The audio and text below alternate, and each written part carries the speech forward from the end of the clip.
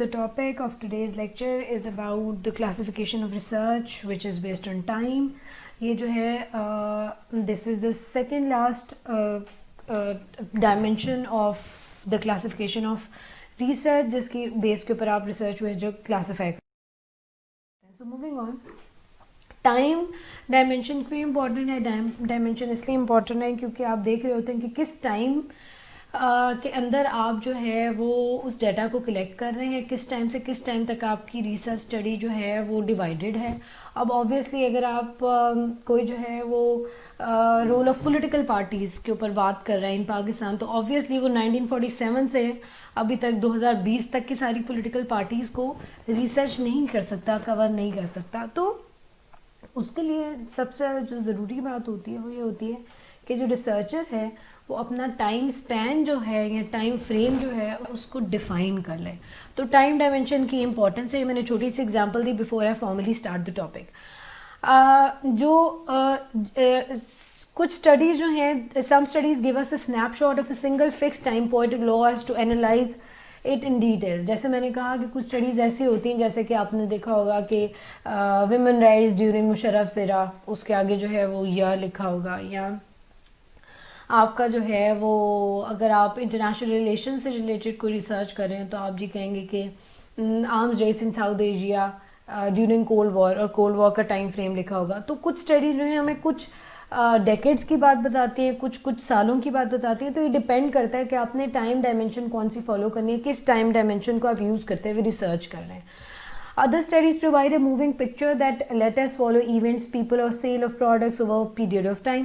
अब कुछ ऐसी रिसर्चेज होती हैं, कुछ ऐसी रिसर्च स्टडीज़ होती हैं जिसके अंदर जो है you are provided with a picture जिसके अंदर कुछ इवेंट्स को सिर्फ फोकस किया होता है, कुछ अफराद को सिर्फ फोकस किया हुआ होता है, या किसी selling of some product has been entirely focused upon or over a particular period. In this way, from the angle of time, research could be divided into two broad types. दो broad types हैं उसकी जिसके अंदर आप research को divide कर सकते हैं. एक है जी आपकी क्रॉस सेक्शनल रिसर्च और दूसरा है लॉन्गिट्यूडनल रिसर्च. जो क्रॉस सेक्शनल रिसर्च है इसके अंदर researchers observe eight one point in time कि एक ही दफ़ा में वो जो है वो अपना डाटा कलेक्ट कर लेते हैं, वो ऑब्जर्वेशन अपनी कंप्लीट कर लेते हैं. Cross sectional research is usually the simplest and least costly alternative. ये सबसे चीप और सबसे ज़्यादा जो है वो सिंपल मेथड है ऑफ कंडक्टिंग रिसर्च. एंड इसके अंदर जो है वो पर्पस ऑफ रिसर्च ये होता है कि आप एक पॉइंट इन टाइम में आप डाटा कलेक्ट करते हैं, उसको ऑब्जर्व करते हैं और उसी के बेस के ऊपर आप अपनी फाइंडिंग्स दे देते हैं.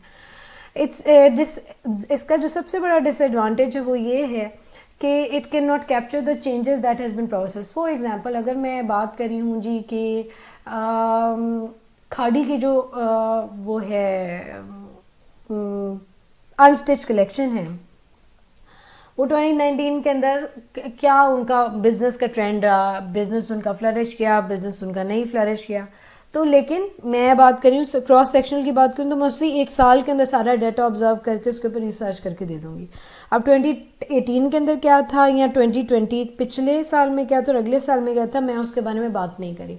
तो इसका सबसे बड़ा एडवांटेज ये है कि एक ही point in one point in time ये डिस्कस करके रिसर्च को एनालाइज करके अपनी फाइंडिंग्स दे देती है. क्रॉस सेक्शनल रिसर्च के अंदर रिसर्चर दे सकता है. लेकिन इसका सबसे बड़ा डिसएडवांटेज ये है कि आप इसको कंपेयर नहीं कर सकते. ओवर द ईयर्स अगर कोई बिज़नेस फ्लरिश किया है या कोई चीज़ इम्प्रूव की है तो आप उसको जो है वो इस तरह से क्वांटिफाई नहीं कर पाते, इस तरह से इसके ऊपर बात नहीं कर पाते. जो क्रॉस सेक्शनल रिसर्च है it can be exploratory, descriptive or explanatory, but it is most consistent with descriptive approach to research. Describe आपने करना होता है कि कोई चीज़ क्यों हो रही है, ठीक है, वाई का क्वेश्चन है सिर्फ. और उसके अंदर जो है वो आप सिंपली बता रहे हैं कि कोई फिनोमेना अगर हो रहा है तो क्यों हो रहा है. दूसरा जो टाइप है टाइम डायमेंशन से रिलेटेड उसको आप कहते हैं लॉन्गिट्यूडनल रिसर्च. इसके अंदर researchers that are usually using the longitudinal research examine features of people or other units at more than one time. एक से ज़्यादा दफ़ा आप डाटा कलेक्ट करते हैं. It is usually more complex and costly than cross sectional research, but it is more powerful, especially when researchers seek answers to questions about change. There are three types of longitudinal research, जिसके अंदर आपकी time series आता है, panel आता है, cohort आता है. अब लॉन्गिट्यूडनल रिसर्च का मतलब मैं आपको बताऊँ, ये ज़्यादातर एंथ्रोपोलॉजिस्ट यूज़ करते हैं जो सोशल चेंजेस को, सोशल बिहेवियर्स को स्टडी कर रहे होते हैं, साइकोलॉजिस्ट भी यूज़ करते हैं। अब उसके अंदर ये होता है, फॉर एग्जांपल आपने जो है आपने देखना है कि विमेन राइट्स की जो है वो सिचुएशन किसी भी सोसाइटी के अंदर क्या है, तो आप एज अ रिसर्चर एक टाइम डायमेंशन आप ले लिया 1990 से 2000 तक का, और उसके बाद आपने टाइम लिया 2010 से 2020 तक का, ठीक है। तो ये आप एक टाइम में आपने डाटा को ऑब्जर्व किया, उसको कलेक्ट किया, लोगों से बातचीत की, उसको रिकॉर्ड किया, और फिर दूसरी टाइम डायमेंशन में आप चले गए। फिर हो सकता है फ्यूचरिस्टिक स्टडी, और उसके अंदर आपने देखना हो कि 2040 से 2050 में वुमेन राइट्स की सिचुएशन क्या रही है। तो उसके लिए जो एंथ्रोपोलॉजिस्ट हैं या जो सोशोलॉजिस्ट है वो फिर वेट करता है उस टाइम का, समझ आई। तो इसलिए इस लॉन्गिट्यूडनल रिसर्च के बारे में कहा यह जाता है कि एक तो ये बहुत ज़्यादा टाइम कंज्यूमिंग है, दूसरा ये कि इसके लिए आपको बहुत ज़्यादा पैसे चाहिए। ऑब्वियसली अगर आप इस तरह ब्रेक ले लेके डाटा को कलेक्ट कर रहे हैं, उसको जो है वो रिकॉर्ड कर रहे हैं, तो you need a lot of time and you need a lot of money. इसको कहा यह जाता है कि this is the most complex and the costly form of research that has been conducted. इसके आगे से 3 टाइप्स है जिसको आप टाइम सीरीज कहते हैं, पैनल कहते हैं, और कोहॉर्ट कहते हैं।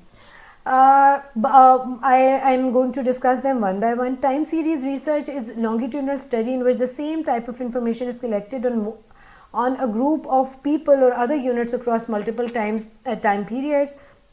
Researcher can observe stability or change in the features of the unit, or can track conditions over time. One could track the characteristics of students registering in the course on research methods over a period of 4 years, that is the characteristics: total age, characteristic, gender distribution, social subject distribution, and geographical distribution. Such an analysis could tell us the trends and the characteristic over the 4 years. तो आप time series के अंदर जो है इसके अंदर आप same type of information over the period of time collect करते हैं लोगों के बारे में, और उसको फिर आप कंपेयर करके अपना एनालिसिस दे देते हैं। इसमें आप देख सकते हैं कि कोई भी चेंज अगर हो रहा है तो क्या वो स्टेबल है या नहीं है, चेंजेस अगर अगर कर रहे हैं तो वो क्यों कर रहे हैं। इस तरह की जो टाइम रिसर्च होती है उसके अंदर आप एक सेम एज ग्रुप के लोगों को आप अपना टारगेट ऑडियंस बनाते हैं, सैंपल लेते हैं और उन्हीं से बार बार आप डाटा कलेक्ट करते हैं। उसके अंदर एज फैक्टर हो सकता है, जेंडर डिस्ट्रीब्यूशन हो सकती है। एग्जांपल उसकी इस तरह दी जा सकती है, जैसे मैं BS फर्स्ट के अंदर डाटा कलेक्ट करती हूँ बच्चों का अबाउट यूनिवर्सिटी स्टडीज़, ठीक है, और फर्स्ट सेमेस्टर में कलेक्ट करती हूँ, फिर मैं उनका थर्ड सेमेस्टर में कलेक्ट करती हूँ, फिर मैं उनका फिफ्थ में कलेक्ट करती हूँ, और फिर मैं उनका 7th में कलेक्ट करती हूँ। अब 4 दफ़ा मैंने डाटा कलेक्ट किया, वही सेम बच्चे हैं, वही टारगेट ग्रुप है। इससे जो है जो मुझे डाटा मिलेगा उसको एंड में मैं कंपेयर करूँगी कि आया इनकी राय के अंदर कोई चेंज आया है, आया इनकी अंडरस्टैंडिंग जो है अबाउट द पर्टिकुलर टॉपिक वो चेंज हुई है या नहीं हुई है। तो इसको आप कहते हैं time series research, and it is very significant in projecting कि किसी एक फिनोमेना में किसी एक पर्टिकुलर ग्रुप के अंदर चेंज आया या नहीं आया। अच्छा जी, जो दूसरी टाइप थी उसकी है that is the panel study. The panel study is a powerful type of longitudinal research. In panel study the researcher observes exactly the same people, group or organisation across the time periods. It is difficult to carry out such a study. Tracking people over time is often difficult because some people die or cannot be located. Nevertheless, the results of a well-designed panel study are very valuable. ये वही बात है कि आप एक ही target audience group को target करें, लेकिन इसके अंदर सबसे बड़ा जो, अब ये तो मैंने स्टूडेंट्स की आप लोगों को एग्जांपल दी थी। फॉर एग्जांपल आप अगर हेल्थ से रिलेटेड कोई चेंजेस किसी के अंदर पैनल बना रहे हैं किसी का और उसमें डिस्कस करना चाह रहे हैं, तो some of the people might die and it is virtually not possible to conduct that sort of research. तो इसके बारे में कहा जाता है that it is a very difficult form of a study, और इसके ऊपर बहुत ज़्यादा कॉस्ट लगती है, इसके अंदर बहुत ज़्यादा पैसे लगते हैं। अच्छा जी, जो तीसरी टाइप है द कोहॉर्ट एनालिसिस कहते हैं उसको। The cohort analysis is similar to the panel study, but rather than observing the exact same people, a category of people who share a similar life experience in a specific time is studied. आप एक जैसे लोगों की category बनाने के बजाय आप क्या करते हैं कि आप ऐसे लोगों को जो है वो लाइफ एक्सपीरियंस जिनका एक तरह का हुआ हो किसी एक पर्टिकुलर टाइम फ्रेम के अंदर, उसको आप जो है वो स्टडी करते हैं। जो फोकस है it is mainly on the cohort. इसको आप कहते हैं कि आपने कोहॉर्ट बना लिया, कुछ ऐसे लोग जो एक के किसी पॉइंट इन टाइम में एक ही जगह पे अवेलेबल थे, एक ही तरह का उनका कोई लाइफ एक्सपीरियंस हुआ है, उनको आप जो है कोहॉर्ट की sort of you create a cohort of those people and you focus on that cohort or category, not on specific individuals. आप किसी स्पेसिफिक इंडिविजुअल के ऊपर वो नहीं कर रहे होते, आप उस इवेंट को या उस एक्टिविटी को या उस लाइफ एक्सपीरियंस को फोकस कर रहे होते हैं। Commonly used cohorts include all people born in the same year, called birth cohorts, all people hired at the same time, all people retired on 1 or 2 year time frame, and all people who graduate in a given year. Unlike panel studies, researchers do not have to locate the exact same people for cohort studies. The only need to identify those who experience a common life event. जैसे कि अब इसकी example cohort analysis ये है कि जो लोग जो है वो एक ही साल में पैदा हुए हैं, जो जिनकी एक ही टाइम में जॉब हुई है, जो कि एक ही टाइम में रिटायर हुए हैं, जो एक ही टाइम में ग्रेजुएट करें, तो उनको आप एक कोहॉर्ट बना देते हैं। उसमें ज़रूरी नहीं है कि आप एक किसी पर्टिकुलर इंस्टीट्यूशन के लोगों की बात कर रहे हो, they can be anywhere in the country and you just create a cohort and you try to get information out of them, जिससे जो है वो आपको आसानी हो जाती है चीज़ों को एनालाइज करने में over the period of time. और उसकी जैसे कि मैंने कहा कि उसका जो बेसिस होता है that is your life event. किसी लाइफ इवेंट के ऊपर आप लोगों का एक ग्रुप बना देते हैं और उनको ऑब्जर्व करते हैं। सेम ये भी जो है it is a very expensive sort of research. Obviously अब उन लोगों को ढूंढने के लिए जो एक ही साल में पैदा हुए हैं, जो एक ही टाइम में रिटायर हुए हैं, जिनकी एक ही टाइम में जॉब हुई है, आपको टाइम चाहिए, आपको पैसे चाहिए, आपको उनसे इन्फॉर्मेशन लेने के लिए भी टाइम चाहिए।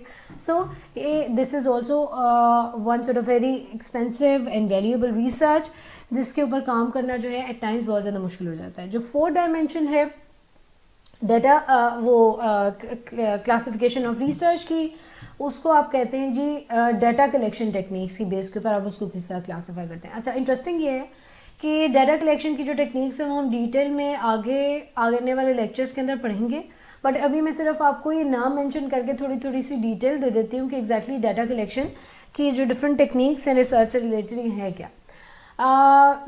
अब होता इंटरेस्टिंगली ये है कि जब आप जो भी कोई भी रिसर्च कंडक्ट करने लगते हैं तो उसके अंदर कोई भी रिसर्चर बहुत डिफरेंट तरह से डाटा को कलेक्ट करता है। उसमें क्वालिटेटिव रिसर्च भी होती है, क्वांटिटेटिव रिसर्च भी होती है। क्वालिटेटिव रिसर्च मैंने आपको बताया था that is more related to the quality of your research. उसके अंदर लोगों का डायरेक्ट इनपुट होता है, डायरेक्ट इंटरव्यूज़ होते हैं, ओपन एंडेड क्वेश्चंस होते हैं, उसमें कोई स्टेटिस्टिकल डाटा इतना नहीं होता। जो क्वांटिटेटिव रिसर्च होती है ज़्यादातर साइंटिस्ट उसको जो है वो फॉलो करते हैं और उसके अंदर आपके पास स्टेटिस्टिकल डाटा होता है, न्यूमेरिकल डाटा होता है, जिसको आप जो है यूज़ करते हैं अपनी स्टडी के अंदर। अच्छा जी, जो क्वांटिटेटिव रिसर्च है, क्वांटिटेटिव रिसर्च को करने के लिए मेन टेक्निक्स हैं आपके एक्सपेरिमेंट, सर्वेज, कंटेंट एनालिसिस और एग्जिस्टिंग स्टेटिस्टिकल डाटा को अगर आप यूज़ करें। एक्सपेरिमेंट जैसा कि मैंने आपको बताया साइंटिफिक लेबॉर्ट्रीज़ के अंदर होते हैं, फिज़िक्स के अंदर होते हैं, केमिस्ट्री में, बायोलॉजी में, साइकोलॉजी में। सर्वे के अंदर ये है कि आप जो है वो एक लिखित स्केल होता है, उसके ऊपर सर्वे बनता है। आपने शायद देखा हो, strongly agree, disagree, neutral, agree, strongly disagree, इस तरह के 5 तरह के वो स्केल्स बनाते हैं और उसके अंदर आप सिंपल क्वेश्चंस पुट करते जाते हैं और जहाँ से आपने फीडबैक लेना है उसको आप कहते हैं कि आपको जो लगता है इसके बारे में उसको सर्कल करते जाएं। बाद में उसको जो है SPSS में डालते हैं और उससे रिजल्ट निकलते हैं। तो ये एक तरह का सर्वे आपके पास न्यूमेरिकल डाटा के अंदर आ जाता है and it is a very complex sort of a technique जो कि स्पेसिफाइड ट्रेनिंग के बाद आपको समझ आती है कि सर्वे आपने किस तरह से कंडक्ट करना है। इसके एंड में आपके पास न्यूमेरिकल डाटा आते हैं, वो डाटा आते हैं जिसको आप प्रूव कर सकते हैं। कंटेंट एनालिसिस के अंदर ये करते हैं कि आपको ऑलरेडी आपके पास जो कंटेंट होता है या लिटरेचर होता है उसको आप एनालाइज करते हैं, ठीक है। और इस तरह से एनालाइज करते हैं कि आप ये कह सकते हैं जी कि अगर इस पर्टिकुलर टॉपिक के ऊपर 10 लोगों ने काम किया तो इसमें से 3 ने ये बात कही है, उन्होंने कहा है कि फ़लाना कोई भी प्रोसीजर जो है वो पॉजिटिव है, और जो 7 है उन्होंने कहा है कि नहीं ये प्रोसीजर नेगेटिव है। तो इसको आप क्वांटिफाई कर सकते हैं, आप क्वांटिटी बता सकते हैं कि कितने % लोगों का क्या ख्याल है, कितनी % है येस या नो के आंसर की। इसको आप कहते हैं कंटेंट एनालिसिस। जो चौथी चीज़ है आपके पास कि ऑलरेडी जो स्टेटिस्टिकल डाटा अवेलेबल है आपकी रिसर्च स्टडी के ऊपर, जिसके ऊपर आप काम कर रहे हैं, आप उसको यूटिलाइज़ करते हैं। जो दूसरी आपके पास डाटा कलेक्ट करने की टेक्निक है या उसको आप कहते हैं क्वालिटेटिव रिसर्च। क्वालिटेटिव रिसर्च के अंदर जो है वो क्वालिटेटिव रिसर्च टेक्निक्स के अंदर 3 तरह की टेक्निक्स है। फील्ड रिसर्च, कि आप फील्ड में चले जाएं। दूसरी चीज़ है जी कि आपके पास केस स्टडी, और तीसरी चीज़ है focus group discussion. Field research के अंदर ये है कि you go to the field and you start collecting data from that field. उसमें आप ओपन एंडेड क्वेश्चंस करते हैं, आप लोगों को बोलने का मौका फराहम करते हैं, और उसके बाद आप उसको जो है एनालाइज करते हैं। ज़रूरी नहीं है कि वो स्टेटिस्टिकल डाटा है, ज़रूरी नहीं है कि आप उस डाटा को प्रूव कर सकें, वो हर किसी का अपना ओपिनियन भी हो सकता है, लेकिन वो आपकी स्टडी के लिए बहुत ज़्यादा ज़रूरी होता है। दूसरा है जी case study. Case study for example मैं कहती हूँ जी कि मैं पाकिस्तान के अंदर साउथ पंजाब के ऊपर काम करना चाहती हूँ, so you focus on that, एक पर्टिकुलर टॉपिक के ऊपर, और उसी की लिमिट के अंदर है कि आप जो है चीज़ों की का एनालिसिस करते हैं, उससे रिलेटेड आप रिसर्च करके उसके जवाब ढूंढने की कोशिश करते हैं। तीसरी जो चीज़ है that is the focus group discussion.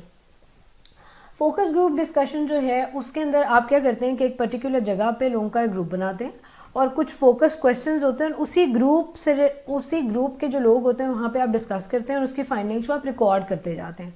उन फाइंडिंग्स से जब आप रिकॉर्ड करते हैं उसके बाद आप उसको टेक्स्ट के अंदर कन्वर्ट करते हैं, एंड देन यू एनालाइज के फलाने डिफरेंट फोकस ग्रुप्स बनाते हैं। फॉर एग्जांपल मैंने 4 फोकस ग्रुप्स बनाए हैं, एक में मैंने बूढ़े लिए, एक में जवान लिए, एक में बच्चे लिए, एक में मिडिल एज के लोग लिए, और सबसे मैंने एक ही तरह के सवाल पूछे हैं, और सबके जो क्वेश्चंस के जो आंसर्स हैं उनको बाद में मैंने जो है वो कंपेयर कर लिया। तो इसको आप कहते हैं कि फोकस ग्रुप डिस्कशन से आप क्वालिटेटिव रिसर्च टेक्निक है एक बहुत इंपॉर्टेंट, इसके थ्रू आप जो है वो डाटा कलेक्ट करते हैं।